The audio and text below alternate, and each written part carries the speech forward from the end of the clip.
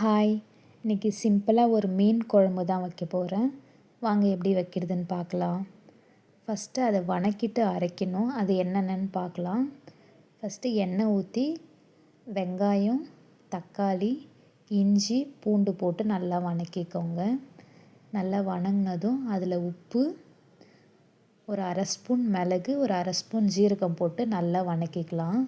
நல்லா அது ஒரு பேஸ்ட் பதத்துக்கு வர அளவுக்கு நல்லா வணக்கிட்டு அதை ஒரு பிளேட்டில் போட்டு நல்லா ஆற வச்சிடலாம். ஆறுனதுக்கப்புறம் குழம்புக்கு தேவையான காரம் எல்லாம் போட்டுக்கணும். ஒரு 2 ஸ்பூன் குழம்பு மிளகாய்த்தூள், 1 ஸ்பூன் தனி மிளகாய்த்தூள், ஒரு 1½ ஸ்பூன் தனியாத்தூள், கொஞ்சம் மஞ்சாத்தூள் போட்டு அதை நல்லா அரைச்சி எடுத்துக்கோங்க. நல்லா அரைச்சி வச்சதுக்கப்புறம் இன்னொரு கடாயில் நம்ம மீன் குழம்பு கூட்டி வச்சுக்கலாம். ஒரு கடாய் வச்சு எண்ணெய், கடுகு, கொஞ்சோண்டு வெந்தயம் போட்டு நல்லா பொரிஞ்சதும் வெங்காயம் போட்டு நல்லா வணக்கிக்கோங்க. அதுக்கப்புறம் கொஞ்சமாக கருவேப்பிலை போட்டு நல்லா வணக்கிட்டு நம்ம அரைச்சி வச்சுருந்ததை அதில் ஊற்றி நல்லா மிக்ஸ் பண்ணிக்கோங்க. நல்லா மிக்ஸ் பண்ணி அதை வதங்கி எண்ணெய் பிரிஞ்சு வர அளவுக்கு நல்லா அதை வணக்கி விட்டுக்கோங்க. இந்த அளவுக்கு நல்லா வணங்கினதுக்கப்புறம் நம்ம அதில் குழம்புக்கு தேவையான அளவுக்கு தண்ணி ஊற்றி நல்லா மிக்ஸ் பண்ணி விட்டுடலாம்.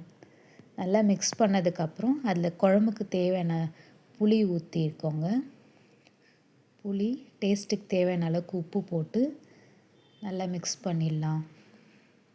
நல்லா மிக்ஸ் பண்ணதுக்கப்புறம் மூடி போட்டு அதை நல்லா குழம்பு கொதிக்க விட்டுடலாம். இப்போ பாருங்கள், நல்லா குழம்பு கொச்சி வந்துடுச்சு. இந்த மாதிரி கொச்சி வந்ததுக்கப்புறம் நம்ம அதுக்கு தேங்காய் பால் ஊற்றிக்கலாம்.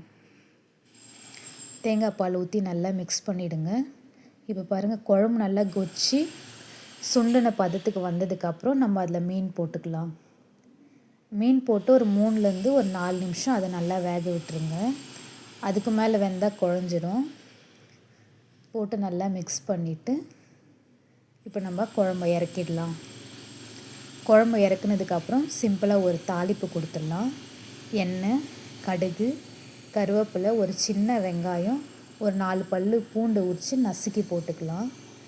நசுக்கி போட்டு தாளித்து அந்த குழம்புலே ஊற்றி நல்லா க்ளோஸ் பண்ணி வச்சுருங்க.